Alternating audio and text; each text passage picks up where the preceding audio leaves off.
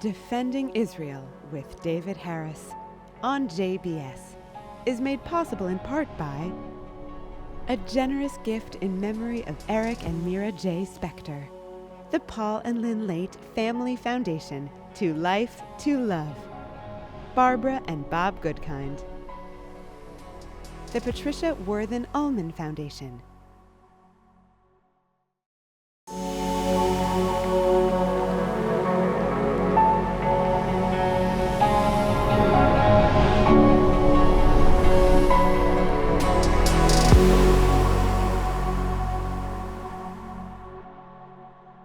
Hello JBS viewers, I'm David Harris and welcome to Defending Israel. In the summer of 2024, I went to Oxford University for the annual summer program of ISGAP, the Institute for the Study of Global Anti-Semitism and Policy. And there I had the opportunity to hear a presentation by Izabella Tabarovsky. Now, that was a name I already knew and I had read, but I had never heard her speak before.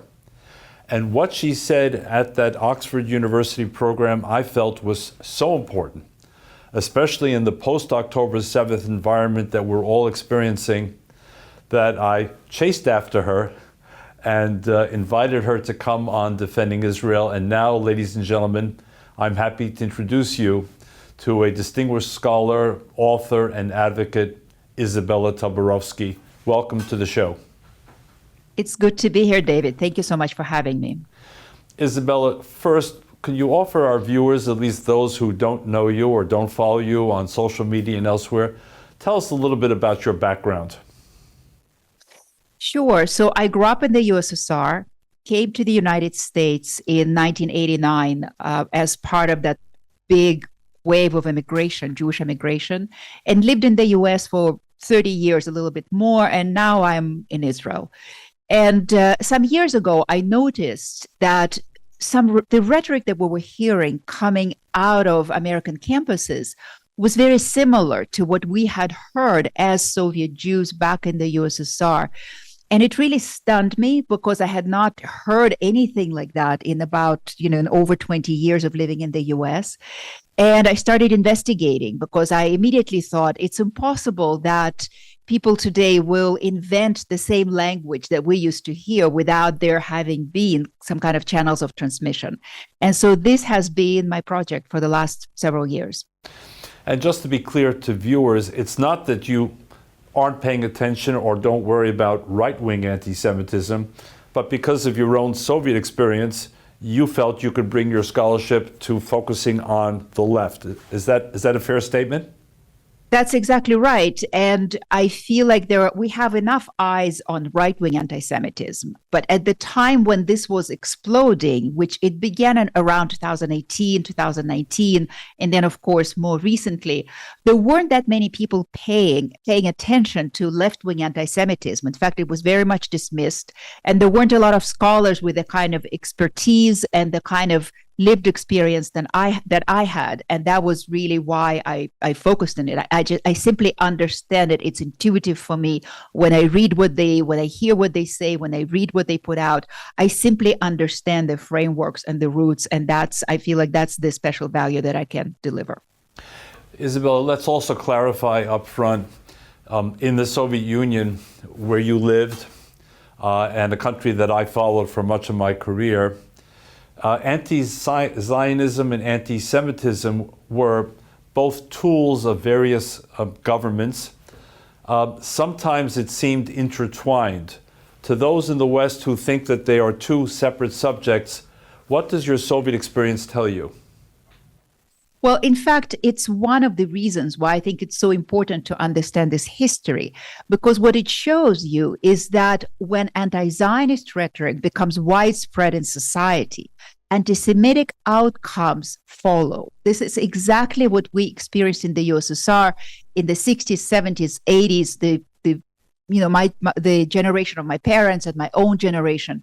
What we experienced, what came to be known as state-sponsored anti-Semitism, was actually, in today's terms, would be more accurately termed state-sponsored anti-Zionism, because it came with with that rhetoric that we're hearing today precisely. Zionism is fascism, Nazism, settler colonialism, all of it, the whole enchilada. So it really shows, Soviet Jewish experience shows that when this rhetoric becomes widespread, Jews start to get marginalized. In the USSR, Jews started getting pushed out of universities, getting pushed out of entire professional fields, entire career tracks got closed to them. And so this is something that we understand very, very well. So we don't have time to go all the way back to 1917, the Bolshevik Revolution, and the attitudes first of Lenin and then of Stalin early on. But let's begin in 1947, when the UN partition plan was up for debate before the General Assembly. And to the surprise of many, Andrei Gromyko, who was then the Soviet ambassador to the UN, said that if a one-state solution is not possible, then the Soviet Union will, in fact, quite energetically support a two-state solution, including the creation of a Jewish state. And the Soviet Union voted for that resolution. Am I correct so far? You are absolutely correct. What happened then? If the Soviet Union was among the early supporters of a Jewish state in 1947-48, what went wrong? Well, first of all, it's important to say that the Bolsheviks, the early Bolsheviks, starting with Lenin and early Stalin and on, in Soviet periods, were always against Zionism. Their anti-Zionism changed shape over the years, but this fundamental position of being against Zionism never changed. What happened in that 1 year when Stalin supported the establishment of the State of Israel, which in itself can be considered a miracle, because without that support, the state would not have been established. But that wasn't because he all of a sudden had a change of heart and suddenly became Zionist. That was because there were geopolitical reasons. The USSR, Stalin hoped that by establishing the State of Israel there, it would help the USSR to push out the British Empire out of this critical area. He was also aware that there were a lot of socialist and, in fact, Stalinist Zionist Jews in what would become the State of Israel. So this was the hope. That changed very quickly, which we may or may not have time to get into, but that is what happened. And in 1948, Golda Meir arrived in Moscow as the first Israeli ambassador to the Soviet Union. And I'm guessing to the shock of Stalin, even though he had supported the state, thousands and thousands of Jews came out to welcome her on Arkhipova Street, where the main synagogue in Moscow was located. And please correct me or take it further, Stalin again saw the Jewish nationalism in his mind, which was in contradiction to communism, was alive and well and probably scared the bejeebers out of him. Well, that's exactly right. This is very much a turning point in that in the Soviet relationship to the new State of Israel. And Stalin, whose paranoia never needed too many excuses to get triggered, definitely really, when he saw thousands of Jews, as you say, filling the street, filling the synagogue where Golda went for the high holidays, despite the fact that they were told not to, but they just couldn't contain themselves. That, in fact, did become kind of a trigger for a feeling, wow, okay, these Jews, they are a fifth column, so the usual kind of anti-Semitic tropes get triggered. And this was very much a beginning. I mean, some of the beginnings of the post-war anti-Semitic campaign were already in view, but this is when it really gets accelerated. And again, I know that there's a much deeper history, but let's jump to 1967. 1967, the Soviet Union breaks diplomatic relations with Israel and instructs its Soviet satellites, all of whom except Romania comply and break relations, Poland, Hungary, the Czech Republic. Why in 67 did the Soviet Union break? And why is 67 such a critical year for this discussion? Well, in 1967, of course, this is the year of the Six-Day War. And in this war, the USSR backed the Arab states. It had been training and financing and arming them. They became crucial allies under Khrushchev. It really did not expect that Israel would win. I don't think anybody expected. I don't think Israelis even expected that. It was just such the forces were so uneven. And so when Israel won in 6 days, it set off a massive crisis in Moscow because Moscow thought, well, Israel did not win by itself. Clearly, it had support. Who would it have had support from? The United States, which in 97 was not the case. But this is the conclusion they come to. Again, in the USSR, it's not just the Stalin who was paranoid. The Soviet political system was very much grounded in the kind of paranoia and conspiracy theories, which is what happens with totalitarian states. And they also begin to look for ideological underpinnings of this victory. Again, a very Soviet kind of perspective.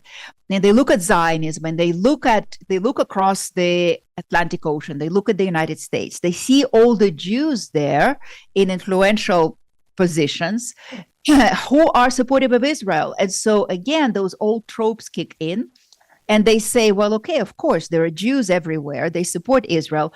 They can't talk about Jews because they're socialists. They don't want to sound like Nazis. And so they start talking about Zionists. They say Zionists control everything in America. They control the media. Zionists control politics. Zionists control financial flows. And this is the beginning of the kind of this comprehensive view of Zionism as this evil force that is tried to manipulate the world against Soviet interests. And since they see Zionists under every bed and around every corner, they think that the response has to be really comprehensive as well. And so they start a massive international, global, multilingual campaign demonizing Zionism and trying to prove to everyone who would listen that Zionism was a source of evil and needed to be defeated. And at the same time, Izabella, and I would guess further fueling the Soviet campaign, was a kind of reawakening of national consciousness among Soviet Jews themselves after '67. A kind of quiet pride that the small Jewish state defeated not just the Arab armies, but Soviet weaponry. And then, of course, we had the beginning of the emigration movement, of which you were a part some years later. So how did that affect, that domestic consideration, how did that affect Soviet thinking? It was a huge factor because, as you say, as Jewish consciousness, kind of as Jews in the USSR are really, for the first time, they see how being Jewish can actually be a source of pride.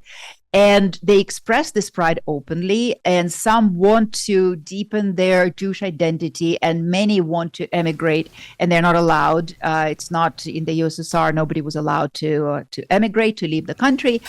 And the Soviet regime views that also as a result of that, or as part of that Zionist conspiracy. They believe that Zionists are interfering with Soviet internal affairs, that they're trying to trigger their immigration, which, to destabilize the country. So this very much plays into it, in particular as the movement for Soviet Jewry also begins in the US and elsewhere. And so this all, forms this kind of perfect view. Wow, okay, Zionists are conspiring against us. And so this movement was really crucial, and it was a movement for immigration. But I think almost even more importantly, it was a revival of Jewish national identity inside the country. And I think that's almost more important than just the fact that these Jews wanted to leave the country.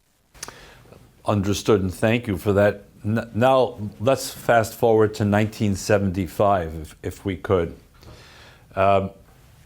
November 1975, the UN General Assembly meets, Resolution 3379. But even before, there's a gathering in Mexico City of the UN. And a whole new concept is now introduced and formalized in the international system, and that is Zionism equals racism. Was that hatched in Moscow? Was that hatched in the Arab world? Was it hatched between the two? And what were the implications? Well, I think probably the answer is that the ideas came from all of these places. But what the Soviets did, and it's actually, I'm glad you brought this up, because the Soviets didn't necessarily invent all of the tropes by themselves.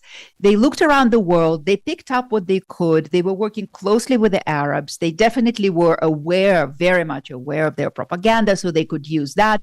But what they had was the kind of apparatus that could mix it all together and create a real kind of hybrid animal out of all the different strands of anti-Zionism that existed around the world, and then push it out, so they became like a force multiplier, and then they pushed it out to the world. The Soviets started developing the idea that Zionism is racism already in the mid-60s. That was the first time they introduced it in one of the committees at the UN. At the time, they were kind of laughed out of the house, you could say, of the American delegation that heard them equating Zionism with Nazism and anti-Semitism and racism. They were like, where are they going with this? This is so crazy. But they kept working on it, and they kept working on it, and they kept inculcating it in various left-wing groups, in this whole ecosystem that they built, the kind of, pro-Soviet and even more importantly, anti-Western and anti-American ecosystem that included the global left, that included the post-colonial third world leaders, the non-aligned movement.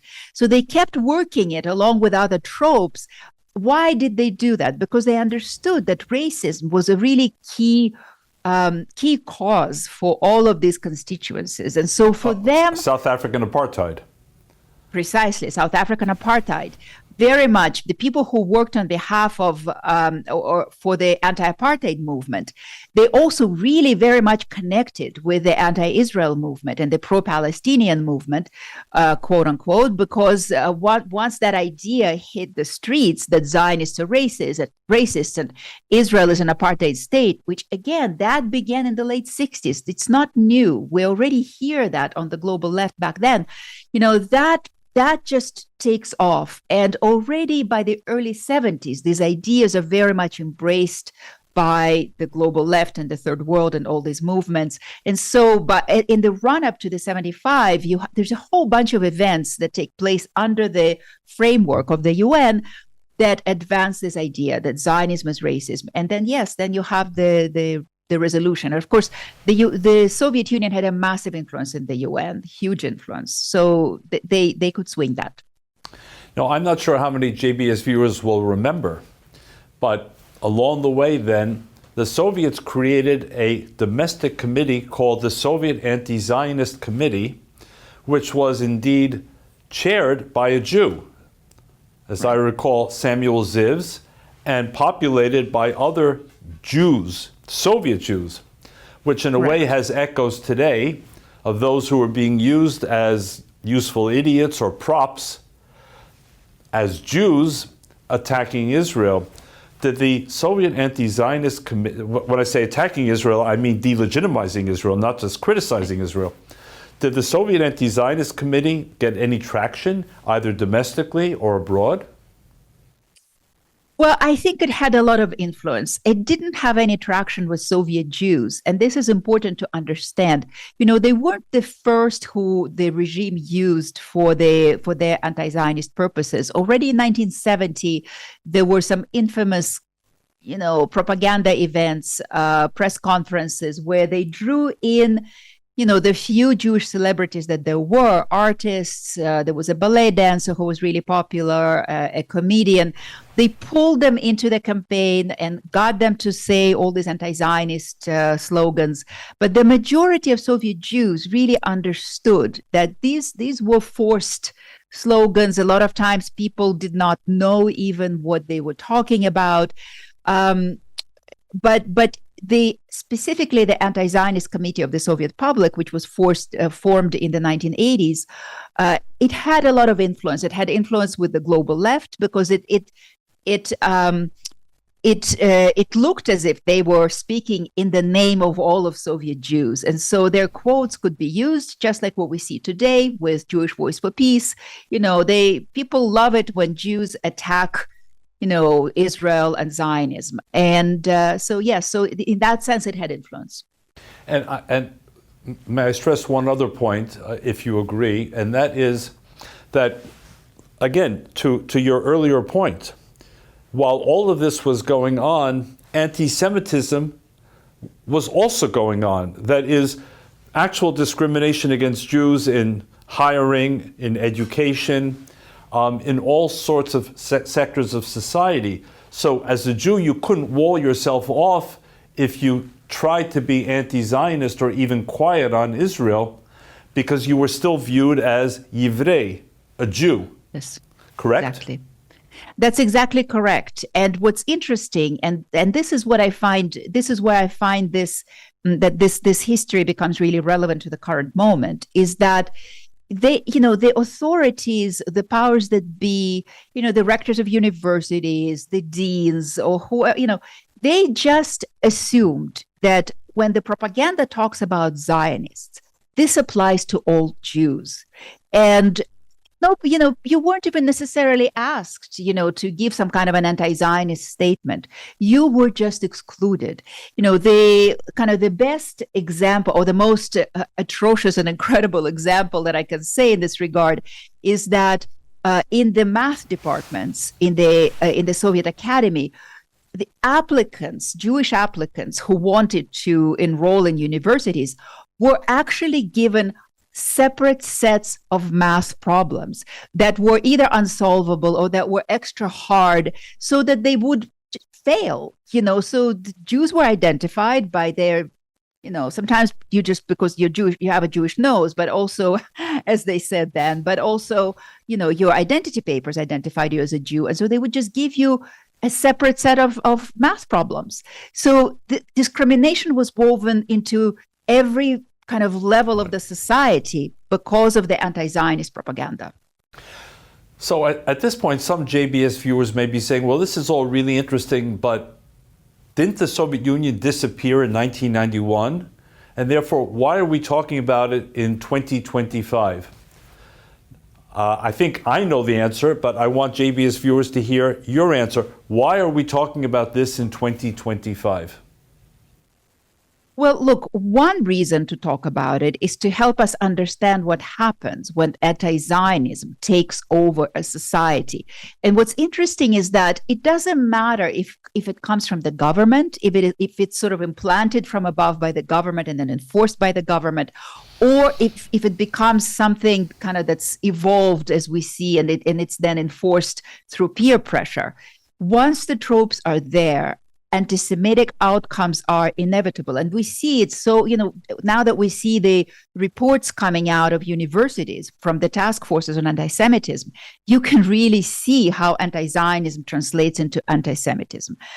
You can also, but there are also, in fact, there are direct links between what existed then and what we have today, because the global left, the activists who were active then, who were part of that universe, of that ecosystem, anti-imperialist, anti-Western ecosystem, once the USSR fell apart, that ecosystem fell apart, but they didn't go anywhere. There's a surprising number of people who came of age in that ecosystem that are continuing. They changed their tracks, they became journalists, they became academics, and they remain influential and their views on Israel are just as vehemently hostile as they were back then. A bunch of Brits, people who were around Jeremy Corbyn, George Galloway, they all came out of that ecosystem. In the US, Angela Davis is the best example, and there are others around the world. So the transmission, the channels are very much, the direct channels are there. So I think it's important to understand them. So at this point in time, given what you describe as that deep and wide penetration, what's your message to the Ivy League and other so-called elite universities who seem to be the center of activity and attention at the moment? Is it too late to redeem them in your view, or is there a pathway forward? Well, look, I think that they can certainly make changes. It's just that the changes that are required are deeper than, for example, look, I mean, we all thought that it was quite an achievement already when Harvard settled the suit of some of the students and agreed that Zionism will not be treated as some kind of a negative identity, that there will be no discrimination against Zionism as part of Jewish identity, and that there will be an enforcement of the rules and procedures at the university. But it's actually not enough, because the rot is very, very deep. If you look at what was happening at departments at Harvard, that at schools that actually have nothing to do with Israel or Palestine, the School of Divinity, the School of Public Health, the School of Medicine, the people who are rabid anti-Israel, anti-Zionist propagandists have taken control of many of these departments, and somehow the universities have failed to enforce basic rules about non-politicized classrooms, etc. So it's going to be complicated. I think if a university wants to be serious about it, and they need to be serious about it, because it is anti-Semitic rot is very, very dangerous for a liberal society and for a democratic society. If they want to be serious, they have to really conduct very serious reform. But that, I don't know, it's complicated. You came to the U.S. in 1989, you said. You lived here for 30 years. Did you ever expect to be confronted with this situation in your then adopted country? No, never, ever. I think that's what makes it so shocking. And in fact, I didn't experience anything like this until, for 28 years, for 28 years, I never experienced anything like this. And, when I first saw it in 2018, I think is when I first began to notice it. For some time, I've been thinking, well, was I just blind? Was it always there? I was on American campuses in the 1990s. Did I just simply not see it? And then I realized, as the more research I do, the more I realize that actually the American Academy in the 1990s was very different. 2000s, 2001 and onward is when the Durban Conference happens, which was it triggered a lot of these in South Africa, the UN Conference Against Racism, which turned out to be extremely anti-Semitic. It triggered a lot of these movements. This is when the BDS movement begins to rise. This is when Students for Justice in Palestine begin to really spread on the campuses. And so, all of this continues, and I think it really hits, these trends take time to develop. So it really hits in around 2017, 2018.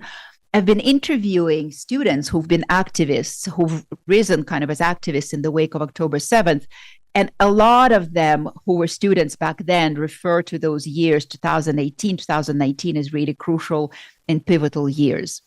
But yes, when I first saw it, I was just absolutely shocked. And to be seeing it happen now, the way it's progressing, of course, I had foreseen it, but it's just heartbreaking. It's heartbreaking because, when we were behind the iron wall over in the USSR, we at least thought, okay, well, we have America. The United States is the bulwark against all of it, and now it isn't America. And I'm not sure, who saves us this time. We have, unfortunately, just a couple of moments left. So 2 quick questions, if I may. First, as we speak today, there is a post-USSR. Is there any connection between Moscow and what you're seeing on American and Western campuses today? If there is, I don't think Russia, I think Russia very much plays into what's happening in America. It loves to use it to its advantage. I don't think it's the main player today. I don't think they have the kind of resources that it takes. I don't think they have that kind of influence, but they laid the groundwork and they take advantage of it. There is no doubt about it. They remain close to the various Palestinian groups. Putin recently expressed gratitude to Hamas for having released one Russian citizen. And there is that connection for sure, but they're probably not the main actor. And Izabella, lastly, you're active on social media. Tell JBS viewers how they can follow you. Sure. I'm most active on X. People can find me there at Izabella Tabarovsky. Say that again. At IZATABARO. And also can read your articles in many publications, including Tablet and others. Yes. So, and in fact, on the X account, I have pinned a set of articles that people can go to and really read up on it. okay. And for those of you who still wonder what X is, it's former Twitter, which still sounds better to my ear than X. I know. Izabella, thank you so much for joining us for the interview. JBS viewers, you've just heard from Izabella Tabarovsky. As I promised, a very distinguished scholar and analyst, both of the past and its very real connection to the present. Please continue to follow her. Thank you, Izabella. This is David Harris for Defending Israel, and looking forward to seeing you again next week. Bye-bye.